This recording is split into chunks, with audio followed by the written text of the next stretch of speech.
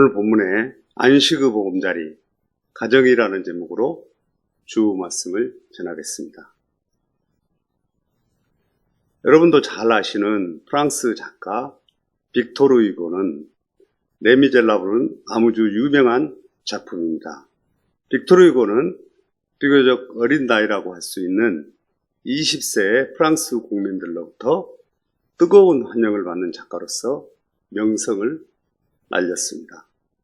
또한 세계적으로도 유명한 낭만주의 시이자 사상가로도 유명했습니다. 그러나 빅토르 휴고의 사생활은 그 겉모습으로 드러나는 명성과 다르게 탐욕과 유혹에 빠져 타락한 삶을 살았습니다.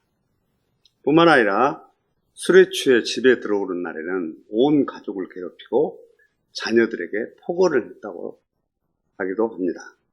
그러던 중 1841년 여름이었습니다.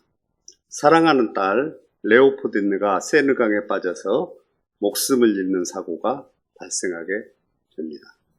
딸의 죽음 앞에 빅토르 휴고는 가슴을 치며 통곡해보지만 강물 위에 떠오르는 딸의 싸늘한 시체를 목도하게 됩니다. 빅토르 휴고는 사랑하는 딸의 죽음을 놓고 그 글에서 이렇게 말합니다. 이 비극은 하나님께서 내게 주신 심판이다. 나의 딸이 죽은 것이 아니라 내가 죽은 것이라고 하면서 하나님 앞에 철저한 회개를 하고 그때부터 다시 인생을 시작하게 됩니다. 깨끗한 생활, 경건한 생활을 다시 시작하면서 쓴 소설이 바로 레미제라블입니다. 그래서 레미제라블 주인공 장발장의 변화는 작가 자신의 자화상이라고 많은 사람들은 말합니다. 레미제라블의 주인공으로 등장한 장발장은 원래 선한 사람이었습니다. 그는 당시 사회의 혼란으로 인해 대가족의 극심한 배고픔을 극복하고자 빵 몇 개를 훔치게 됩니다. 그리고 도둑이라는 제목으로 19년의 감옥 생활을 했습니다. 19년 동안 그 마음은 삐뚤어지고 출소 후 갈 곳이 없는 장발장은 성당에서 은촛대를 훔치게 됩니다. 그리고 그 은촛대를 훔치고 경찰에 붙잡히게 되죠. 그러나 담당 사제인 미리엘 주교는 그 은촛대는 내가 준 것이라고 하면서 그 은촛대까지 선물로 줍니다. 그리고 장발장을 용서해 주었습니다. 그리고 장발장은 그 뒤로 풀려나게 되었지요. 그 후 장발장은 선과 악의 갈림길에서 최후 고민 끝에 선을 선택하게 됩니다. 이 작품은 세계적인 베스트셀러가 되어 엄청난 수입이 발생하게 되었습니다. 이 작가 빅토르 휴고는 나의 전 재산 100만 프랑 전부를 가난한 사람들에게 주라는 유언을 남기고 하나님의 나라로 부름을 받았습니다. 지금 이 시대는 과거 어느 때보다도 편리하게 살 수 있는 과학 문명이 찬란하게 발달한 시대입니다. 그러나 이상하게 한없이 편리한 환경에도 불구하고 우리는 더욱 안식을 찾지 못하고 불신과 정보의 홍수 속에 매몰되어 살아가고 있습니다. 마치 둥지를 잃어버린 비 오는 날의 참새처럼 안식을 찾지 못하고 정처 없이 방황하는 풍요 속에 빈곤을 연상하게 하는 모습입니다. 하나님은 인간을 만드시고 인간에게 허락하신 첫 번째 가장 중요한 창조 선물이 안식의 선물이었습니다. 보통 안식은 7째 날이라고 생각합니다. 그러나 성경적으로 볼 때 안식은 첫째 날입니다.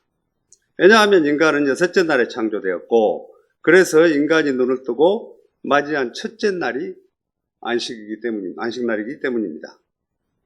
7째 날이 아니라 그리스도 오심으로 부활의 날이 주일이 되고 그 날이 첫날입니다. 하나님은 인간에게 먼저 안식을 주시고 안식을 통해 얻어진 삶의 자유와 평안함을 가지고 나머지 한 주간의 삶을 살아낼 수 있게 한 것입니다. 무엇보다 인간이 이 안식을 누리면서 안정된 생활을 할 수 있었던 첫 번째 장소는 가정이었습니다. 최초 교제는 가정입니다. 아담과 하와는 최초 인간으로서 그들이 시작하는 인간적인 삶은 가정을 이루고 안식을 누리는 것이었습니다. 그런 의미에서 안식과 가정은 밀접한 관계를 가지고 있습니다. 오늘 본문의 말씀은 나오미가 룻에게 안식할 곳에 대하여 말하는 것으로부터 시작합니다. 룻기 3장 1절에 룻의 시어머니 나오미가 그에게 이르되 내 딸아 내가 너를 위하여 안식할 곳을 구하여 너를 복되게 하여야 하지 않겠느냐. 이스라엘 사사들은 안식이란 말을 이해할 때 그 말이 쉰다라는 표면적인 의미, 그 이상의 뜻을 부여했습니다. 그들은 안식이란 말을 메누카라고 불렀는데 이것이 삶의 근거라는 의미입니다. 즉 가정에서 참된 안식을 누릴 수 있어야 모든 삶의 행복을 위한 일체를 감당할 수 있는 근거가 된다는 것입니다. 지금 나오미와 룻은 모두 깨어진 가정의 상처를 안고 있는 여인들입니다. 룻은 이제 하나님의 은혜를 통해서 새로운 가정을 위한 시점에 직면하게 되었습니다. 새로운 가정이 형성되는 과정에서 본문에 등장하는 3명의 주역들이 안식할 수 있는 가정의 필수적인 여건들이 무엇인지 살펴보겠습니다. 첫째, 자신의 이기심을 극복한 시어머니 나오미입니다. 자신의 이기심을 극복한 시어머니 나오미입니다. 오늘 본문에 나오는 나오미의 성격을 살펴보면 자기의 필요보다는 상대를 배려하는 생각이 많은 인물로 등장합니다. 나오미는 이기심을 극복한 하나님의 사람이라고 할 수 있습니다. 나오미가 며느리의 재혼 문제를 놓고 볼 때 자신의 입장에 대한 안타까움도 있었을 것입니다. 그러나 나오미는 며느리를 축복합니다. 룻기 3장 10절에 그가 이르되 내 딸아 여호와께서 내게 복 주시기를 원하노라. 내가 가난하건 부하건 젊은 자를 따르지 아니하였으니 내가 베푼 은혜가 처음보다 나중이 더하도다. 여기에 등장하는 보아스를 여러 가지 정황으로 살펴봤을 때 나이가 상당히 많았던 인물로 추측됩니다. 어떤 의미에서는 나오미 시어머니보다 나이가 많을 수도 있고 연로한 사유를 맞이한다는 것이 부담이 되기도 했을 것입니다. 하지만 나오미는 이것이 하나님 은혜라고 믿었기 때문에 한치 의심도 하지 않고 보아스를 믿었던 것입니다.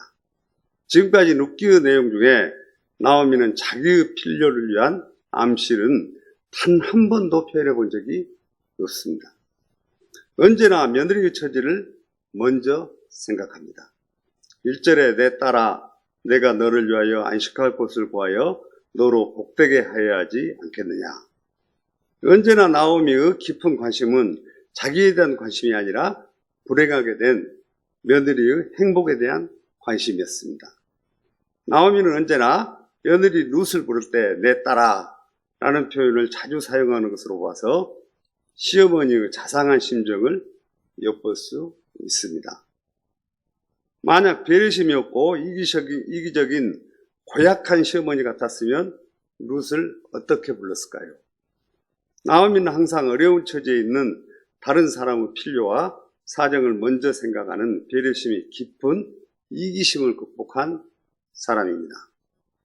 도덕적으로나 윤리적으로 하나님의 말씀을 언제까지나 신뢰했기 때문에 룻의 어머니로 머물면서 존경받는 여인이 될 수 있었습니다. 심지어 룻이 아들을 낳았을 때 그 아들을 가리켜 내 아들아 라고 말할 수 있는 그 영광스러운 가계의 일원이 될 수 있었던 것도 나오미의 자상한 이타심에서 비롯된 것입니다. 오늘날 우리의 가정의 모습과 비교해 보시면 어떻습니까? 현대사회의 우리 가정에서 일어나고 있는 그 많은 비극과 불행에 얼룩진 원인들이 모두 어디에 있다고 생각하십니까? 가장 중요한 원인은 이기심으로 인한 원인이라고 볼 수 있습니다. 남편은 남편대로, 아내는 아내대로, 자녀는 자녀대로 자신만의 입장에서 옳음을 주장하며 배려심이 없는 이기심에 매몰되어 살아가고 있습니다. 이러한 현상을 우리 그리스도인들의 시각에서 이렇게 말할 수 있습니다. 아직도 십자가 앞에 서본 경험이 없기 때문이라고 말입니다. 예수님께서 만약 그 골고다 언덕의 십자가에서 자신만을 생각했더라면 어떻게 되었을까요?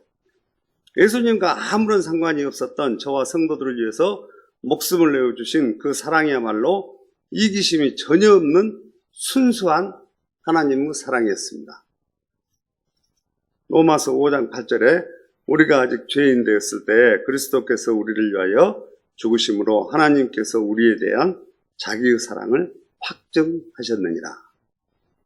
하나님 나라를 사모하는 자의 삶의 특성은 이기심을 버리는 삶입니다. 이기심을 극복하고 주님 앞에 순종하는 순수한 사랑을 가지고 살아가는 가정의 모습을 보십시오. 내 가정에는 참으로 나를 위해주는 아내와 부모님이 계십니다.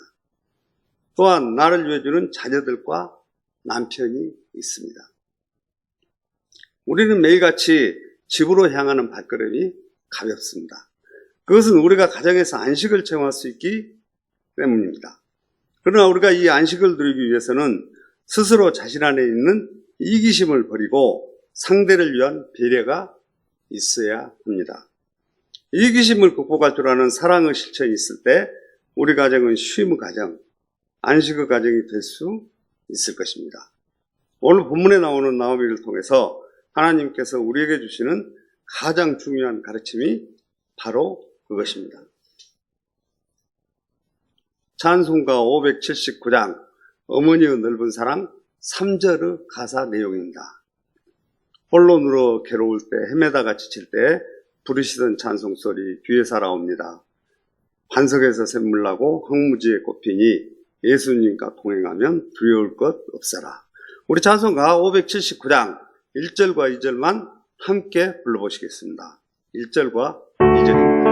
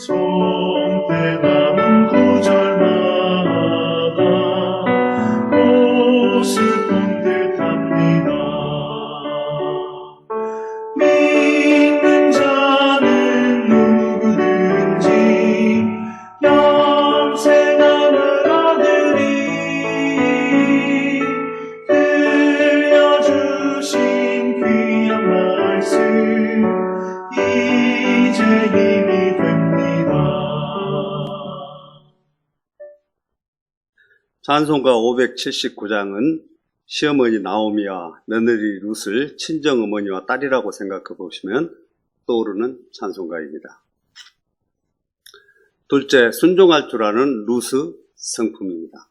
순종할 줄 아는 룻의 성품입니다. 오늘 룻은 순종의 소유자로 본문에 등장하고 있습니다. 룻기 3장 4, 5절에 그가 누울 때 너는 그 눕는 곳을 알았다가 들어가서 그 발치에 이불을 들고 거기 누우라. 그가 내 할 일을 내게 알게 하리라 하니 룻이 시어머니에게 이르되 어머니의 말씀대로 내가 다 행하리이다 하니라.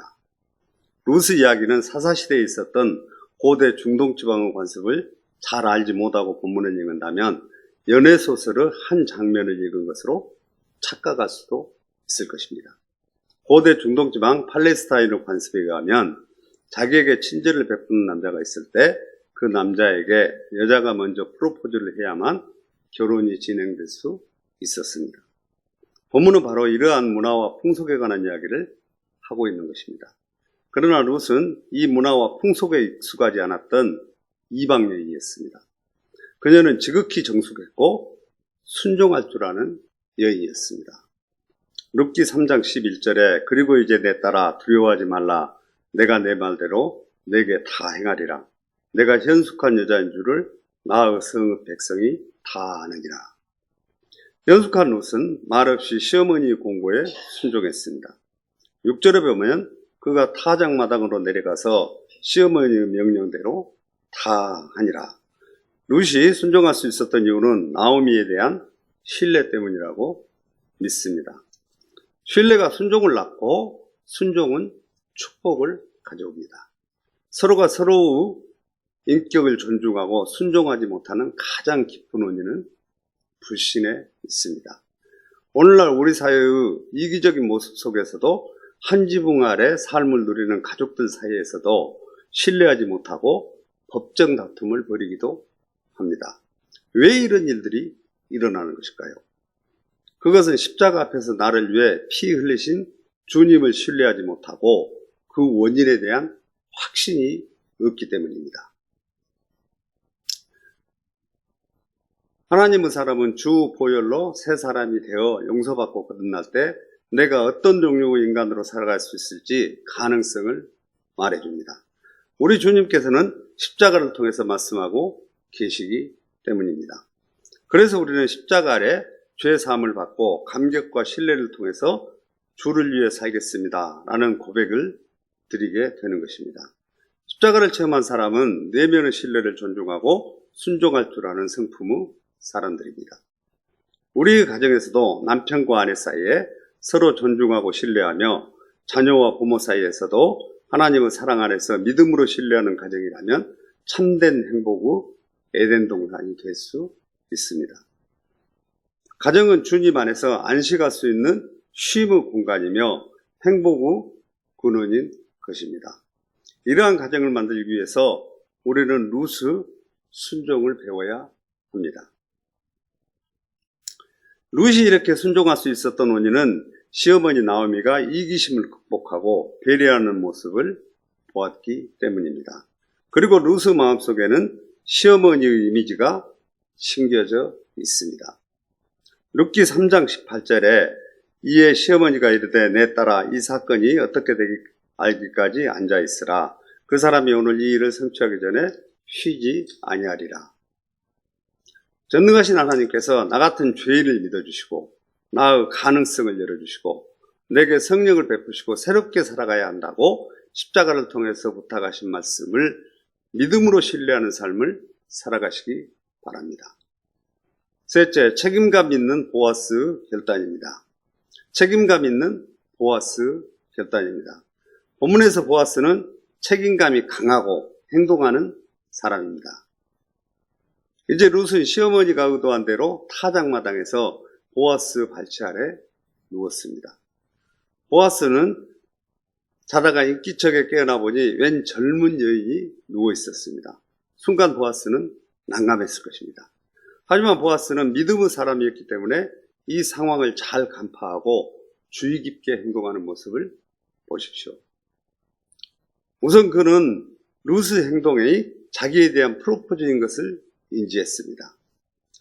룻기 3장 12절 13절에 참으로 나는 기업을 물을 자이나 기업 물을 자로서 나보다 더 가까운 사람이 있으니 이 밤에 여기서 머무르라. 아침에 그가 기업 물을 자의 책임을 내게 이행하려 하면 좋으니 그가 그 기업 물을 자의 책임을 이행할 것이니라. 만일 그가 기업 물을 자의 책임을 내게 이행하기를 기뻐하지 아니하면 여호와께서 살아계심을 두고 맹세하오니 내가 기업 물을 자의 책임을 내게 이행하리라. 아침까지 누워있을지니라 하는지라. 그날 밤에 보아스와 룻 사이에 약속에 대한 언약을 한 것입니다. 이것이 이성적인 감정의 문제가 아니라 언약에 대한 의지적 결단으로 행동하는 것입니다. 보아스가 룻에게 한 가지 행한 일이 있습니다. 15절에 보아스가 이르되 내 겉옷을 가져다가 그것을 펴서 잡으라 하며 그것을 펴서 잡으니 보리를 6번 대어 룻에게 입어주고 성읍으로 들어가니라. 보아스가 애정으로 여인이 필요로 하는 어떤 것을 공급해 줌으로써 관심을 표하는 모습을 볼 수 있습니다. 주어진 상황에서 가장 윤리적인 방법으로 최선의 포용력과 덕을 베풀며 합법적으로 행동을 했습니다. 오늘 이 시대를 살아가는 현대 사회는 한마디로 사랑의 홍수 시대입니다.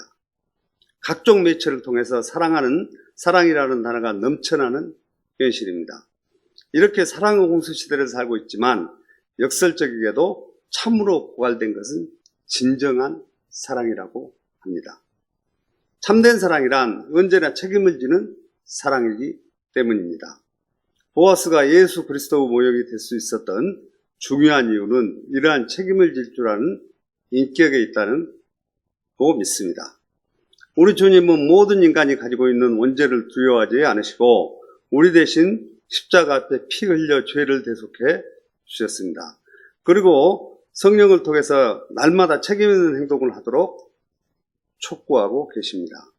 하나님을 아버지로 모신 우리의 삶 속에 책임을 질 줄 아는 인격적 사랑이 채워져야 합니다. 진실한 사랑만이 우리가 살아가는 삶의 안식이 될 수 있음을 성경은 말씀합니다. 이런 가정에 안식이 깃들고 평화가 찾아오고 신뢰가 솟아날 것입니다. 성도님들의 가정은 어떻습니까? 이기심, 불신, 책임 회피 이 세 가지 때문에 우리의 가정은 어둠과 비극을 경험하고 있는 것입니다. 어떻게 우리의 가정은 안식을 얻고 신뢰를 쌓아갈 수 있을까요? 방법은 하나밖에 없습니다. 죄를 해결하고 참 안식의 주인이신 예수 그리스도를 가정의 주님으로 모셔야 합니다. 저는 지난날 젊은 시기에 일남 삼녀를 둔 단란한 가정을 이루고 그 어떤 것도 부러워하지 않을 만큼 행복한 가정을 살았습니다. 그러던 어느 날 IMF로 인한 저의 인생에 폭풍우를 동반한 쓰나미 같은 파도가 밀려오고 고난의 시련 앞에 봉착하게 되었습니다. 그리고 살아가는 가족과 15년을 헤어져서 살았습니다. 6명의 가족이 뿔뿔이 흩어져 한 명은 여수에, 한 명은 광주에, 그리고 한 명은 의정부에, 저 막내는 중국 북경에, 저 아내는 중국 대련에, 저는 중국 심양에서 생활하면서 인고의 아픔을 가슴에 안고 살았습니다. 우리 가족은 이렇게 힘들고 어려운 환경 속에서도 모두가 잘 버텨줬고 이제 다 성인이 되었습니다. 그래서 저 마음 가장자리에는 가족이라는 구성원이 얼마나 삶의 원동력이 되고 안식을 누리게 하는지 뼈저리게 다가옵니다. 지금에 와서 생각해보니 고난과 시련 속에서 하나님께서 저희 가정을 지켜주시고 미래의 희망을 갖게 하셨습니다. 이 모든 것이 하나님의 은혜라고 믿습니다. 이제 설교를 마무리하고자 합니다. 오늘 저는 이 세 인물에 대한 안식과 가정에 관한 설교를 했습니다. 첫째, 이기심을 극복한 시어머니 나오미입니다. 둘째, 순종할 줄 아는 루스 성품입니다. 셋째, 책임감 있는 보아스 결단입니다. 마태복음 11장 28절에 수고하고 무거운 짐진 자들아 다 내게로 오라. 내가 너희를 쉬게 하리라. 율법주의는 죄가 불신을 낳고 안식을 깨뜨렸습니다. 그러나 십자가에서 피 흘리신 그리스도 앞에 나와 죄 사함을 받는 순간 주님께서는 우리의 죄를 다 용서하십니다. 그리고 말씀하십니다. 너희가 지금까지 지은 죄를 모두 나에게 맡기고 다시 새 출발하라고 말입니다. 이제 예수 그리스도의 그 놀라운 사랑, 그 황송한 사랑 앞에 자신의 이기심을 완전히 내려놓으시기 바랍니다. 우리의 이기심을 넘어서는 주님의 이 사랑 앞에 회개하고 진심으로 고백해야 합니다. 성경에서 루스 이야기는 하나님을 잘 알지 못했던 사사시대의 일들입니다. 불순종과 우상숭배와 폭력의 시기에 일어났던 사건입니다. 루스 시대에 등장하는 인물들은 위기와 깊은 절망의 때에도 하나님을 따르는 사람들과 하나님의 손에 붙들려 서시는 사람들이 있음을 우리에게 시사해 줍니다. 세상이 아무리 하나님을 모른다 하고 실망스럽고 냉소적이고 타락해 보여도 언제나 하나님을 따르는 사람들은 숨어서 빛과 소금의 역할을 합니다. 하나님의 보이지 않는 손은 관계 안에서 이기심을 극복하게 역사하십니다. 사람과 사람 사이에 계신 하나님께서 책임감 있는 사람을 통해서 일하십니다. 오늘 또 하나님의 사람들은 하나님 앞에 순종함으로 평온한 안식을 누리고 행복한 가정을 통해서 축복의 통로가 되시기를 하나님은 원하고 계십니다. 그런 가정을 찾고 계십니다. 그 사람이 바로 오늘 예배를 드리시는 성도님과 나입니다.